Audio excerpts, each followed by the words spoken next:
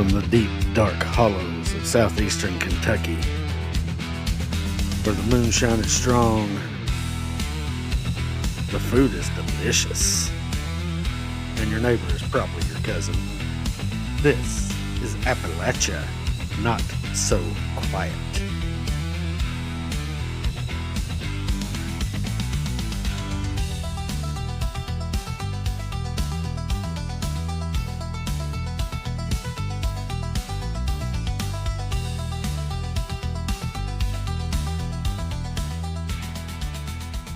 Hey, welcome back, everybody. This is Appalachia Not So Quiet. I'm your host, Hillbilly Phantom, joined by my co-host and lovely wife, Appalachian shade. How are you doing today, sweetheart?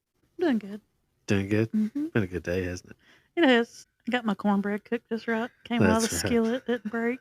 That's right. Perfect. Got perfect cornbread today. And that's Always a win. Yeah, exactly. And that's exactly what we want to discuss on this episode. We're going to talk about the most underrated culinary treasure in America.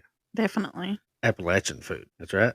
Definitely. Oh, yeah. I like some home cooking. Mountain food. Yeah. And see, this is a region where grandma's recipe book is like a Bible. Yeah. It's right next to the Bible. Yeah. So, in the drawer. And it's usually passed down along with the Bible through the family. Or throughout the Bible, you find little recipe cards, grandma's recipes in there, saving special verses with the. Right. Sometimes grandma has a recipe with some kind of verse that's relevant to it, stuck in the Bible somewhere. We had a classic, a staple Appalachian dinner tonight. Soup beans, cornbread, fried taters. Sauerkraut and wieners. Yeah, sauerkraut wieners, fried pork chops. Cornbread. Did you say cornbread? Yeah, I said cornbread. And the soup beans were cooked on a ham bone. Yeah, of course. You have to cook them on a ham bone. Come on.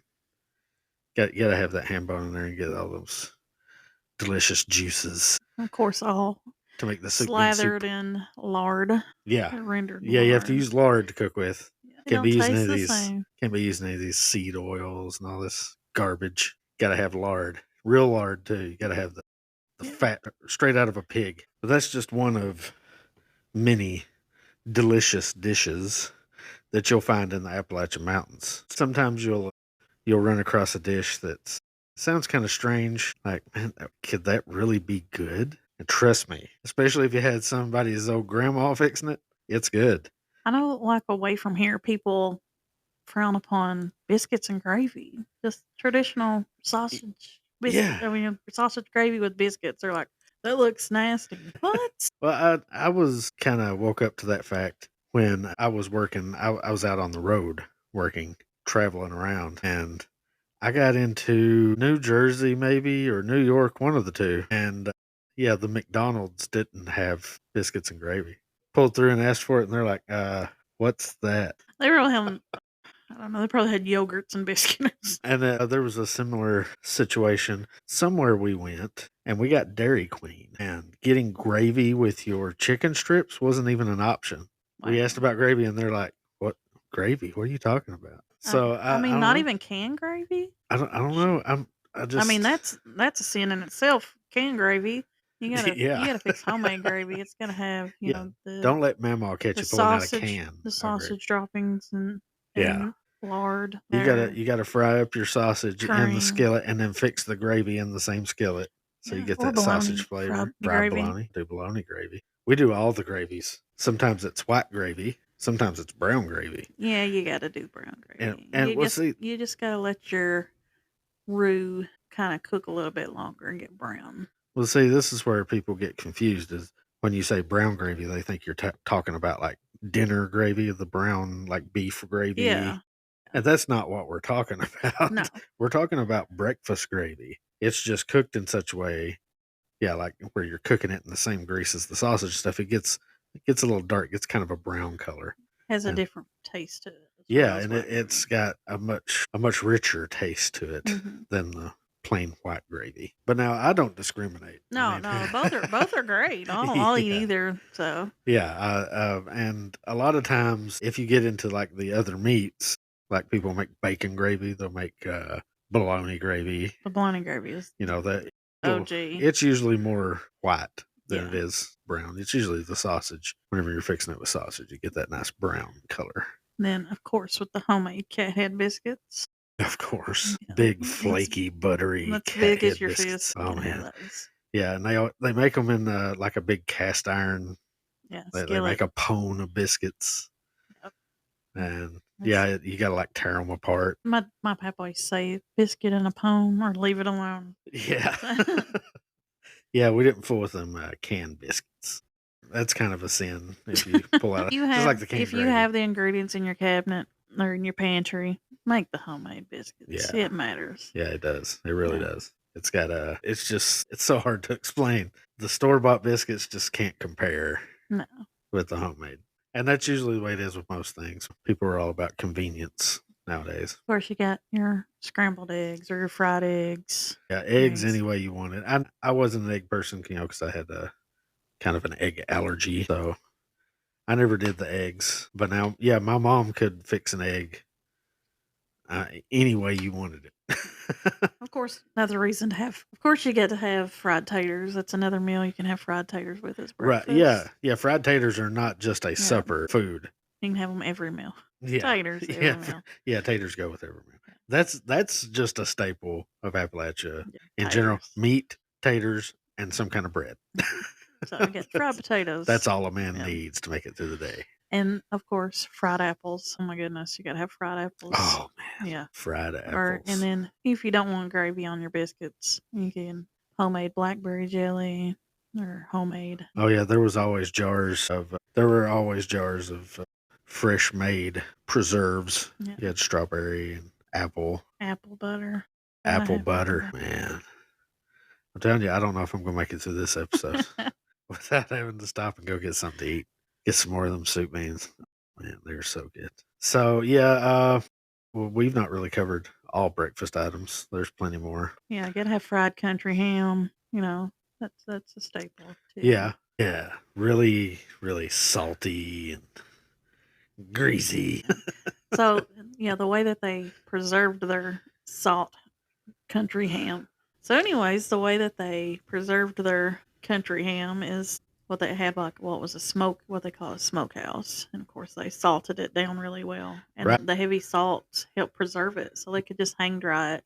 That's right. That's why it was so salty, because they preserved it with salt. Back then, how did they keep all this from ruining? So there you go. Yeah, we didn't have. Pork was easier to preserve than other meats. Yeah. So. We did have, some people had what they called ice houses, where they would put blocks of ice and keep stuff cold, but that wasn't very common. Usually they would dig a nice trench back into the hillside or something and build something back in the hill so it would stay cooler. Yeah. And that's usually where they would try to keep a lot of the meats and stuff, where it would stay cool. Maybe it would be refrigerator cool, 35 degrees or whatever it is. And then preserving their food in the cans. A lot of them did that. And they were like, when you mention canned meat, a lot of people look at you weird and they're like, that's gross. That ain't even sanitary. But the way my dad described it to me is, and so they would fix the meat and put it in the jar and then layer some grease on top of it and tighten the lid on and then turn it upside down. And so when that grease hardened up, it would make actually like a seal, kind of like wax would seal it together. Yeah. So that no air can get in there. Yes, that fat would work. That fat would work as kind of a sealant. Yeah. Keep all the air out. Yeah, it's pretty amazing the way they adapted in order to keep food so that they didn't starve. Right. And of course pickling. Yeah, they pickled some meats. In fact, I'm quite a big fan of pickled bologna. I like that stuff. But now, pickled hog's feet. And pickled wieners. Yeah, but pickled hog's feet was the one that always kind of grossed me out. And my cousin who lived just down the road, and I spent, quite a bit of time down there hanging out with my cousin playing. Her dad loved pickled pig's feet. And probably a big cold beer. Yeah, cold beer, pig's feet, and crackers. Yeah. And he would just sit there munching it, and I'm like, ugh. I mean, it's the foot of the pig. It's the whole foot. He just pull it out of there and munch on it. I'm like, man, ugh. Yeah, I'm not a fan of that. But like pickled beets, oh yeah. I don't That think I've should. ever had pickled beets. What? I'm getting some. I've never had pickled beets or pickled eggs. Well, obviously the egg thing. Well, if you like the deviled eggs, you're probably gonna like pickled eggs. I think. Yeah, I probably would. I probably would like them. I do. I love deviled eggs. Even though I have this egg allergy, I can't help but eat deviled eggs. They're so delicious. It's worth the pain. It's not.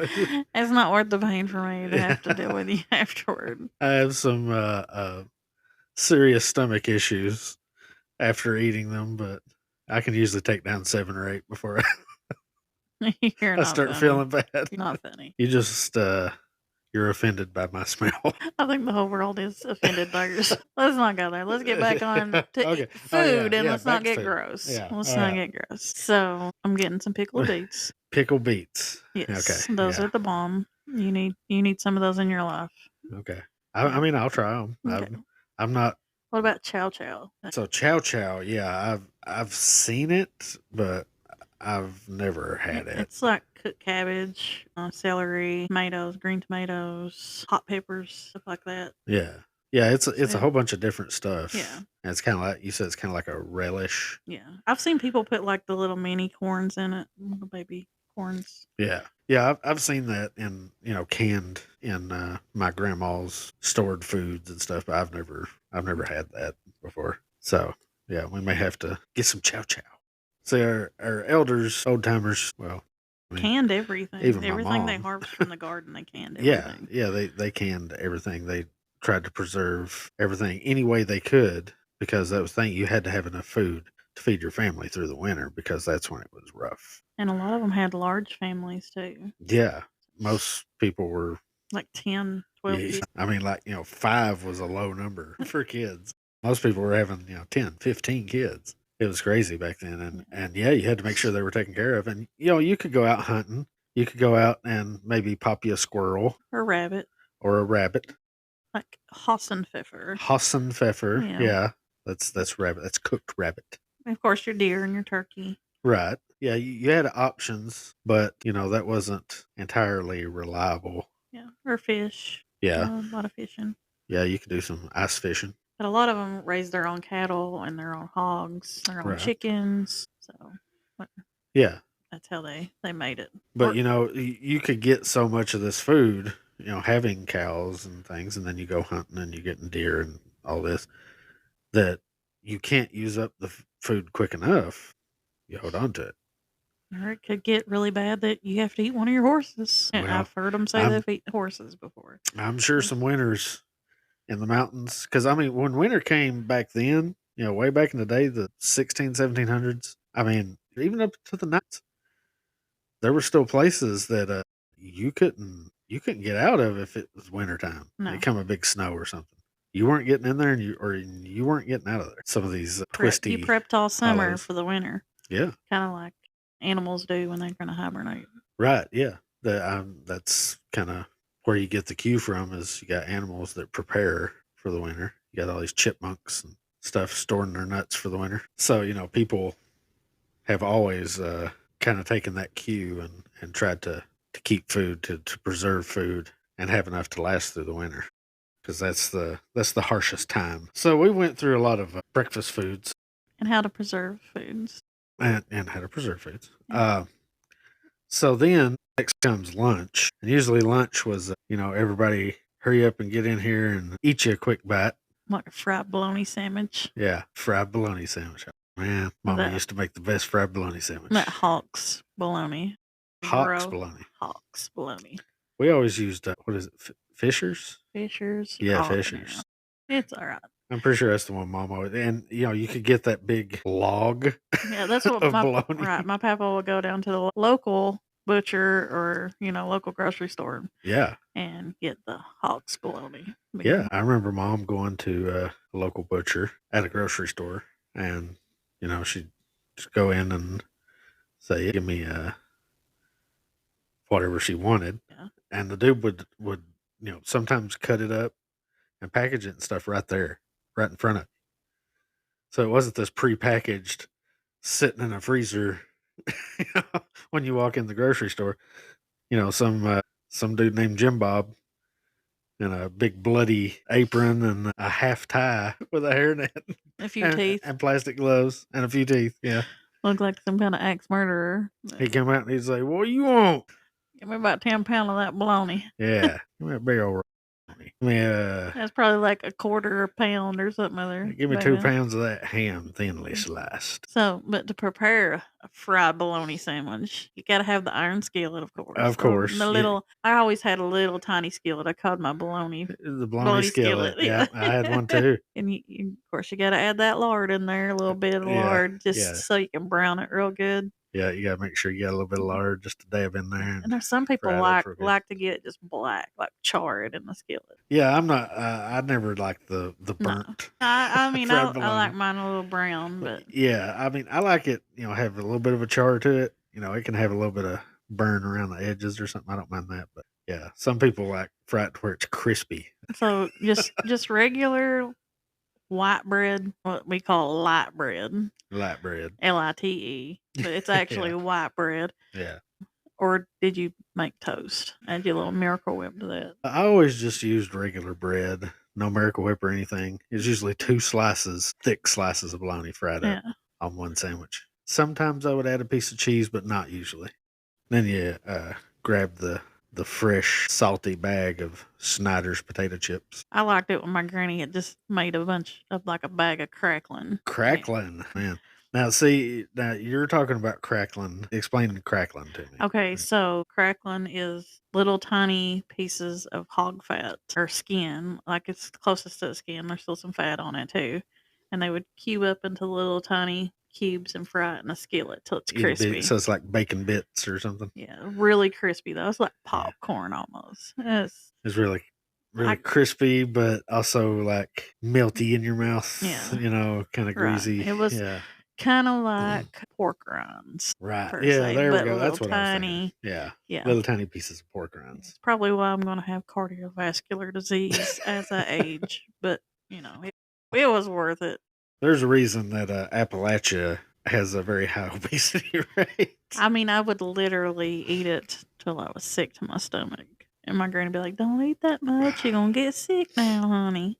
I don't care. Yeah, but you said crackling. That made me think of crackling cornbread. Yeah, that's the same stuff they put on top of the cornbread. Right. They would put it in the skillet and fry it up, crackle it. Yeah. And then they would bake the cornbread on top of it. That's some good stuff. And it would like bake right into the cornbread. And yeah, that's a big deal. Like further south, when once again when I was out on the road working, I stopped at an iron skillet restaurant somewhere in Mississippi. And when I ordered my meal, she said, "What kind of bread you want? You want biscuit? You want cornbread? You want crackling cornbread?" They have crackling cornbread? She said, "Lady, you speaking my language." Speaking my language. So yeah, I got the crackling cornbread though, and it was delicious. It was really good. Of course, I knew I was in a good place when I walked in though, because you could see back into the kitchen. It had kind of a big open counter area there. Yeah. So you could see back in the kitchen, and it was this old black woman cooking the food. So I knew that it was going to be good. So of course you got to wash this bologna sandwich, fried bologna sandwich down with a big old glass bottle of soda pop. Well, I might have to disagree with you there. What? See, I always washed my fried bologna sandwich down with a big old glass of Kool-Aid. Well, we got that. But mostly my parents and my grandparents' refrigerator was stocked with glass bottles of pop, like the big glass bottles of pop. I mean, yeah, we had the big glass bottles of pop. It was mostly Pepsi products and RC Cola. Remember that being in the fridge? Yeah. And Coke every now and then. My mom would limit us on soda usually, not let us just sit there and drink it all day long, So usually with lunch, breakfast, there was orange juice. Oh yeah, orange juice or you had orange juice, apple juice. Mom and Dad had coffee. We had orange juice. Sometimes apple juice. Yeah, but then lunch, it was usually a glass of Kool-Aid.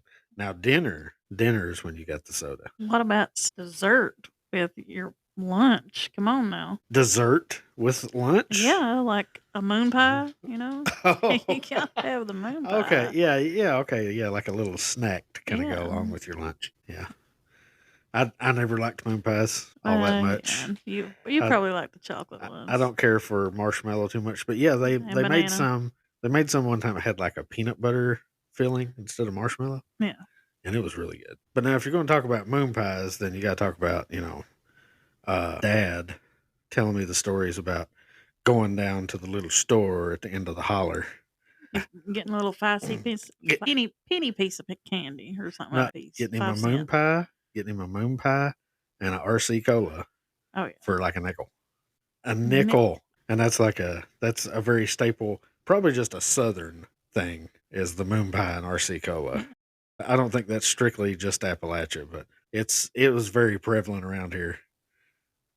Or your bottle of cola. Either people have preference Pepsi or Coke, and your peanuts or your sunflower seeds in it. Oh yeah. Yeah, that is definitely, that's another, probably just a southern thing. But I've heard people, saying peanuts with Coke. But now my dad, and he's the one that taught me. And it has to be in the glass bottle. I don't care. Yeah, It yeah. has to be in the daggone glass bottle. Right. Yeah, I you don't have to know have the glass why bottle. we ever changed the plastic. I have no idea. It was so They much better in the glass bottle. ruin the taste. Yeah. And with the glass bottles, like you saved the little carton, the little 6-pack they came in, you saved the bottles. You could take them back to the A&P and recycle them and get money back.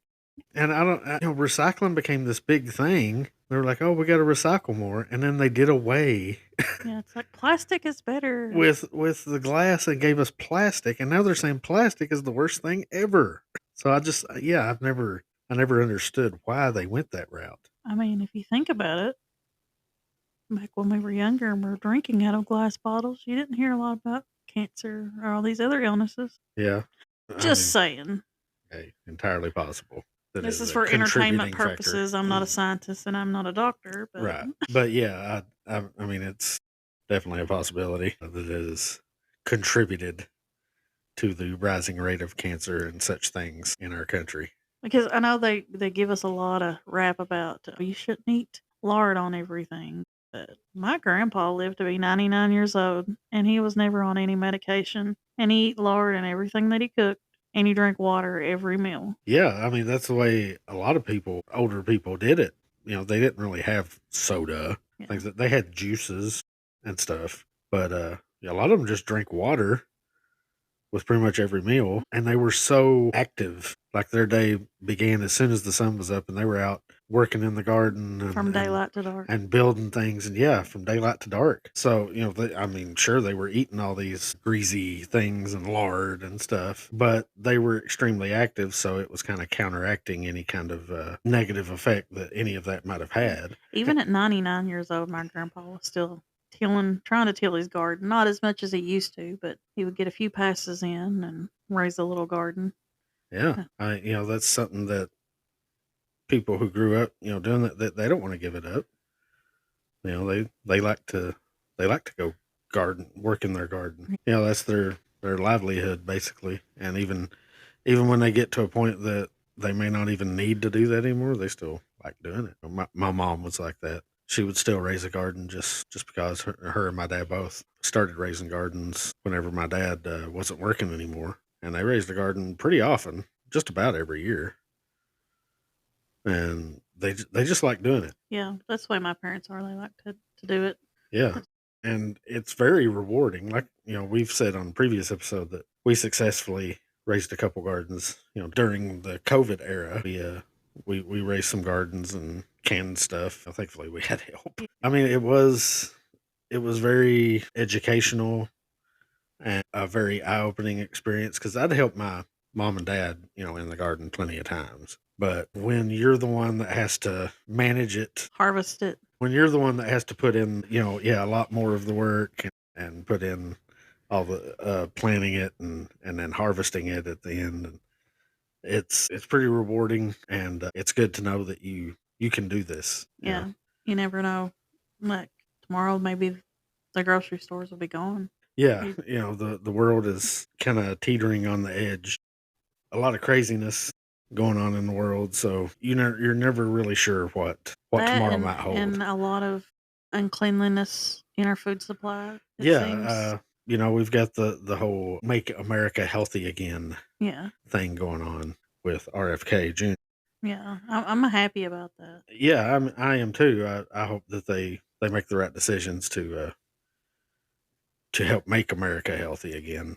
get us back to a point where we're not dealing with an obesity crisis. I've noticed as a child, as I got older, it seemed like foods look different, taste different as they've added more preservatives and Yeah, things to it to try to make it last longer. yeah. I don't know if that's a nostalgia thing or if it's just a fact of they've been using more and more of these preservatives and alternative ingredients. And they're getting smaller Yeah, because they're having to add all of this stuff and it's getting expensive yeah, when and they could cut a lot of the product out and go back to where they started. yeah. But I'm with you in a lot of the foods, especially like Little Debbie's. a lot of the cereals. Yeah. I don't know. It seems like they used to be better tasting and And now they're just bland. And they'll put yeah, like less sugar, but I don't really think sugar is the problem. It's all the yeah, other crap that you got added in yeah, there. right. Yeah, I Because don't. we used to eat sugar-free cereal all the time and add our own, like our Cheerios, our Frosted Flakes. And if And you're so, eating like natural sugars and stuff, it's good for you. Your body can use and process that stuff yeah, properly. It's these fake, artificial yeah, artificial yeah, it's these fake, flavorings. Yeah. these fake sugars and stuff, and this high fructose corn syrup and all that. It's not as natural as plain old good old cane sugar. Exactly. you know, that's what we need to be Yeah. using in everything. Anything that requires a sweetener, we should have just plain old cane sugar in it. Yeah.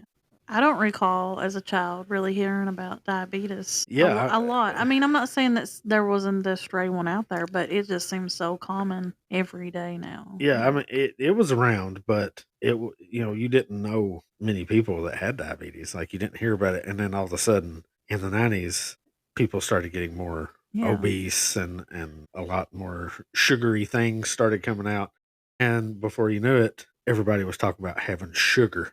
Yeah. That's what they call it around the mountains. They say I've got sugar, not diabetes. I got the sugar. I got the sugar. Dang old doctor told me I had the sugar. I told him I was going to eat what I want to anyway. Yeah, that's usually the way it went. That's the way my dad was. He was diabetic, and he basically said, if I can't go through this life eating what I want, then it ain't worth living. I tend to agree with that because man, some foods it's just too good They just not hit to eat. right.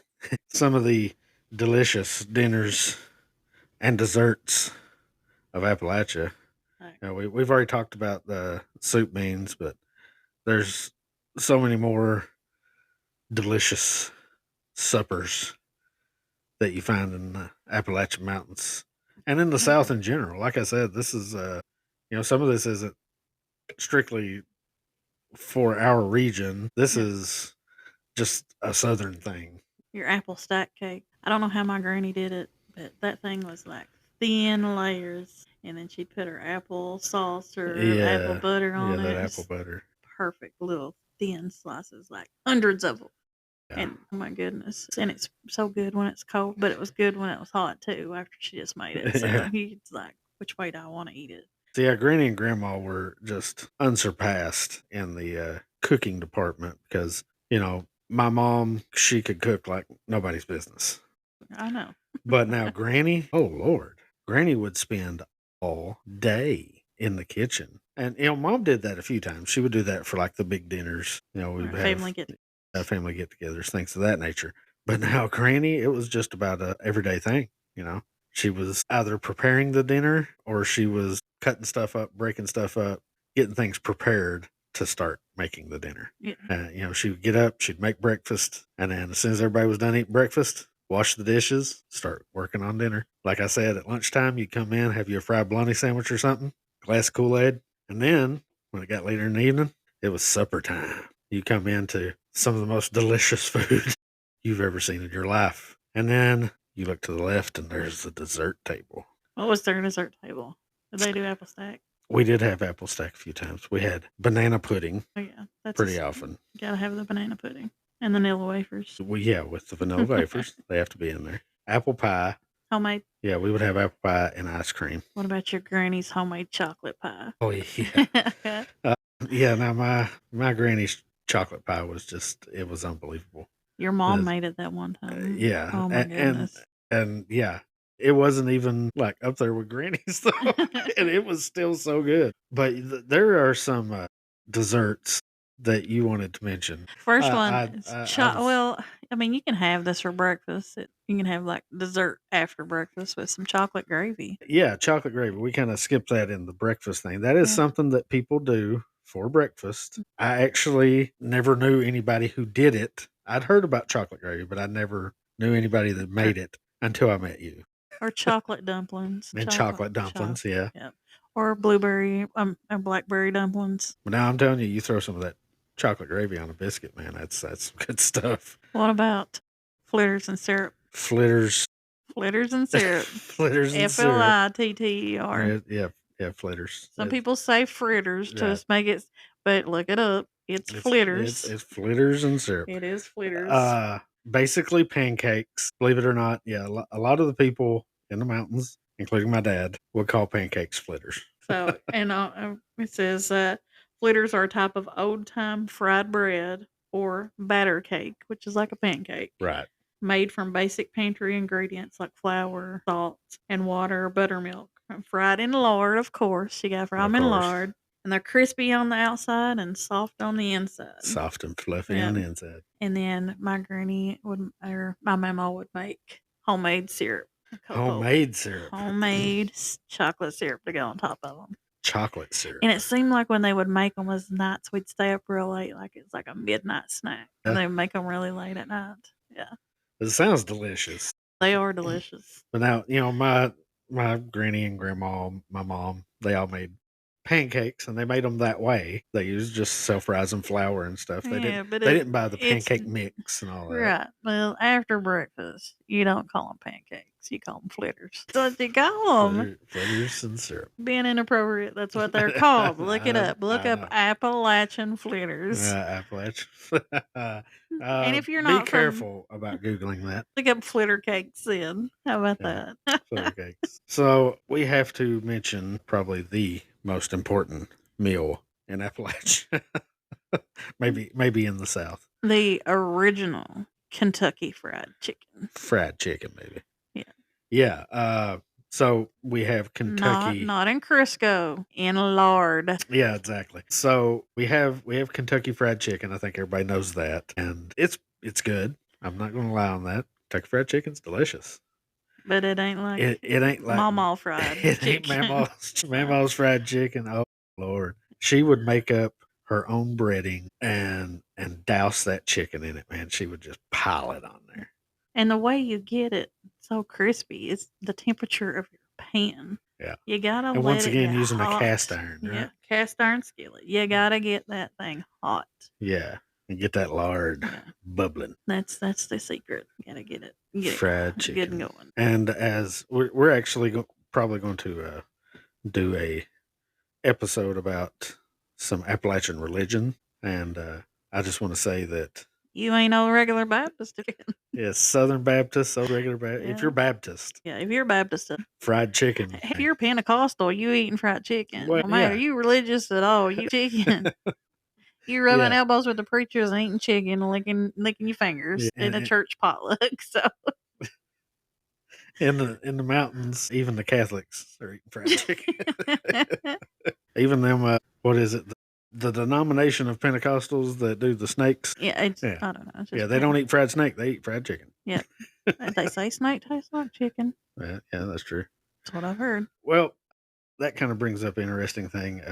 Some of the animals in the area that are typically hunted, not just for sport, but for eating. That's mainly the reason people hunt around here still. I know there's a lot of... I mean, I like to get me a big rack, but... Yeah, if I see a little doe out there and my freezer's empty, she's going down. There's a lot of people out there that hunt for sport. It is a sportsman type of thing. But a lot of people in Appalachia, they're still hunting just to have meat in their freezer. So throughout the years, I've not really tried a lot of their local wildlife. I like deer. I like venison. I like just about, anything venison that I've had. I've had it ground up and used it for chili.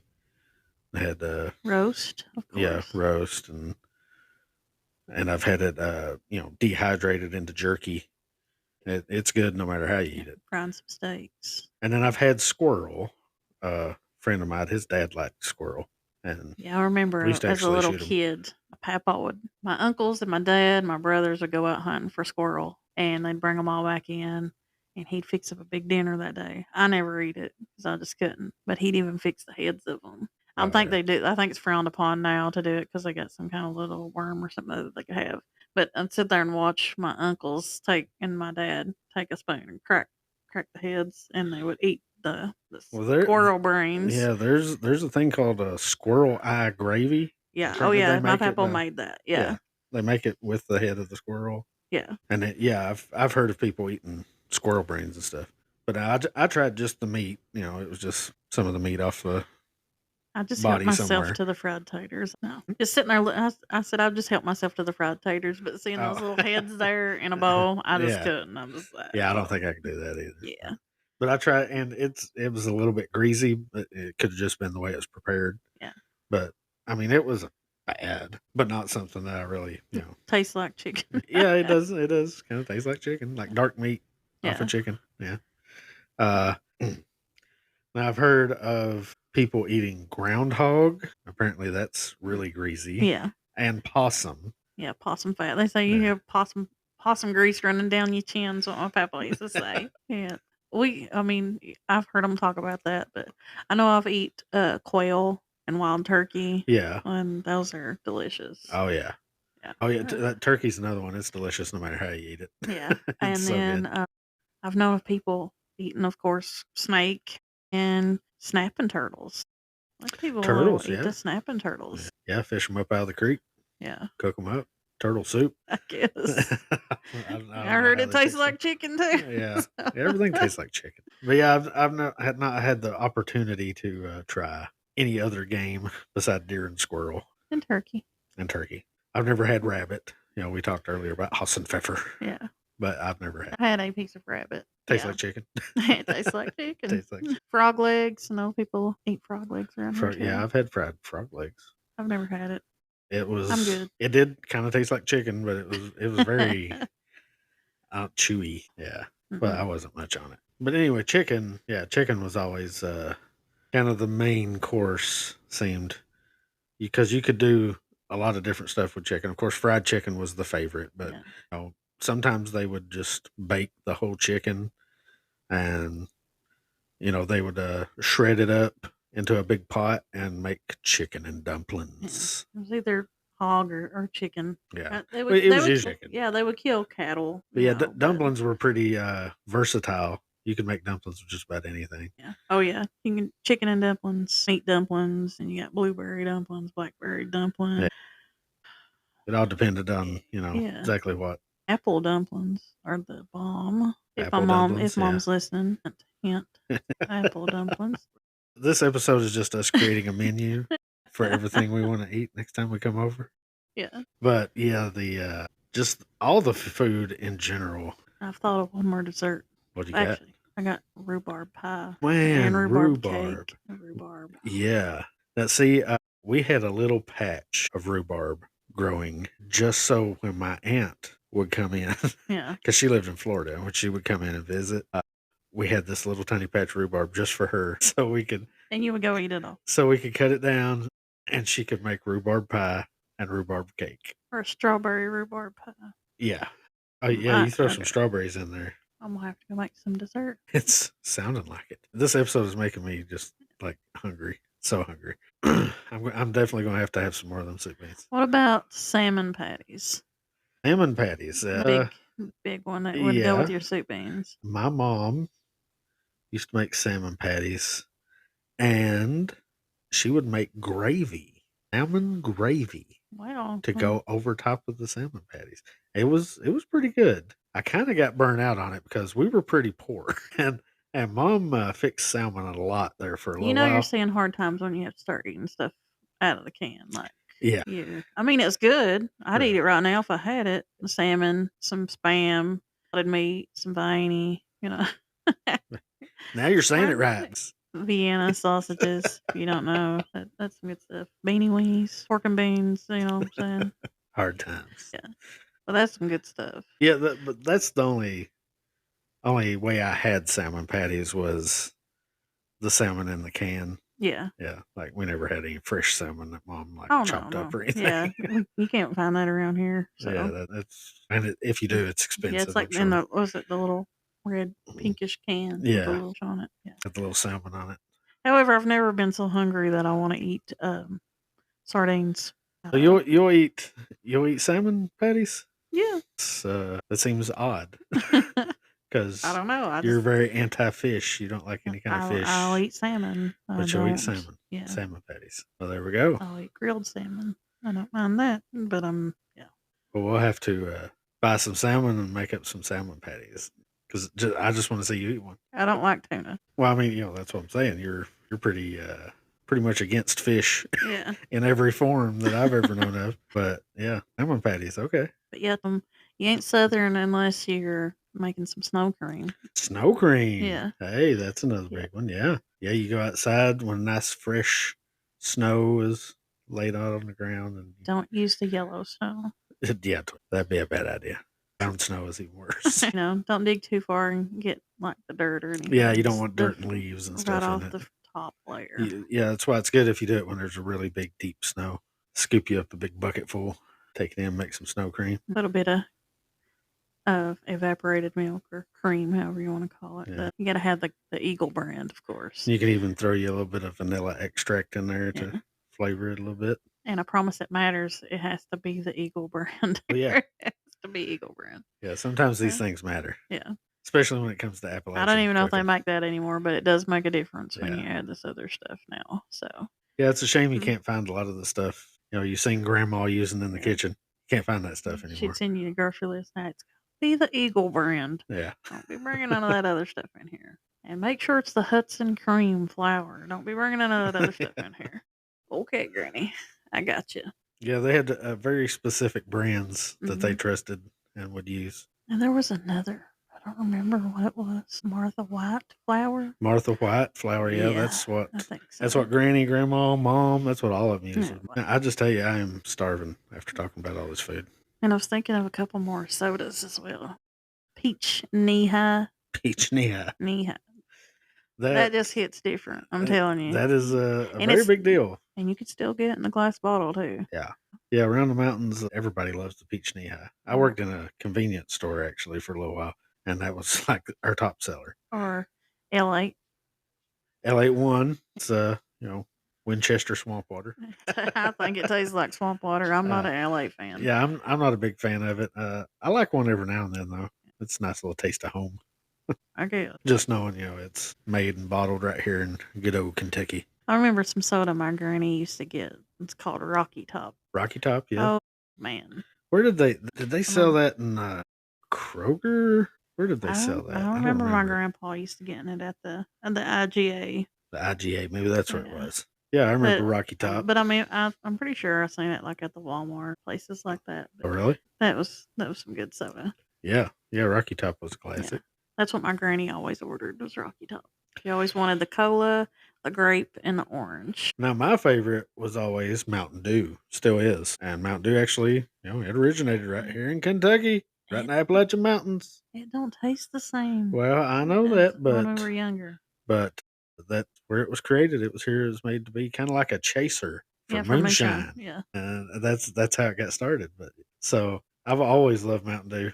That's definitely my favorite drink. Nothing's better than an ice cold Mountain Dew. You know what? Oddly enough, I've never actually tried Mountain Dew with moonshine. I might have to try that. We definitely need to try that. And none of this from the store. We need some good old Mountain Dew. They started. They re-released the glass bottles of Mountain Dew. It's even got the old Hillbilly. Yeah. Sitting on a stump. Oh yeah, that's made with the cane sugar. Yeah.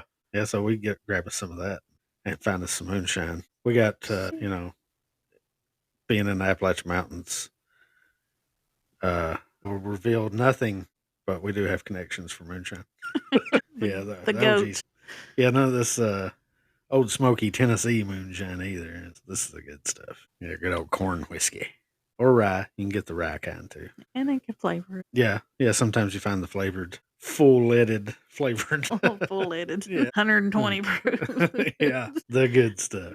The go-go juice. All right, well, Shade, my lovely darling, I think that's about the end of the episode here. We even touched half of what? Yeah, we're definitely going to have to do another episode on more Appalachian cooking, but I am starving. This episode has made me so hungry. And if So, anybody's listening and this made you want to cook, let us know. We're on our way over. yeah, leave a comment if you're going to cook up some of this delicious food. Let us know. We'll be right over. Yep. And comment with some of your own. Well, I know recipes are sacred. Maybe not a recipe, but give us a name of some of the foods you like to eat. Yeah, leave it in the comments. Some of these foods that seem to be tied to Appalachia anyway. You don't see them much outside of the mountains. Especially the ones that people look at you weird when you say you eat that. So. Yeah, like flitters and syrup. They're not going to look so weird at me as they, at you as they are me. Well, yeah, like, share, comment. Let us know how we're doing, what you think. Let us know about any yummy Appalachian foods that we may have missed. Oh, we missed a lot. Well, yeah, I know we missed a lot, but that'll give us ideas. Other people will chime in and give us ideas on what to talk about next time. We didn't even touch on we the discuss bourbon food. balls or the Oh, gingerbread. well, okay, yeah, we got plenty to talk about. Mhm. We got another food episode coming. Absolutely. But for now, I'm going to go have me some more soup beans because I'm hungry. So from us to you, thanks for listening. I'm Hillbilly Phantom. And I'm Appalachian Shade. And this is Appalachian Not So Quiet. Come back and listen to us again. Till then, we'll see you around. Watch out for them boogers.